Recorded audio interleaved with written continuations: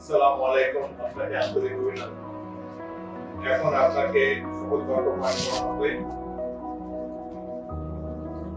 দাঁড়িয়ে শপথ পাঠ করার জন্য আপনাকে অনুরোধ করছি।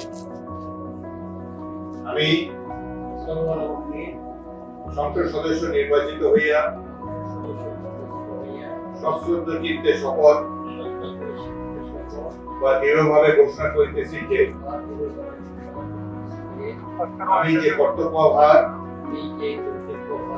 গ্রহণ করিতে যাইতেছি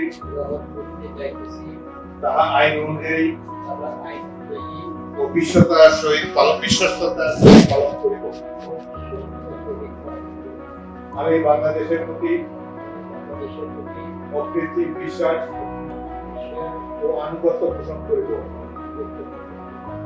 এবং সংসদ সদস্য রূপে আমার কর্তব্য পালনকে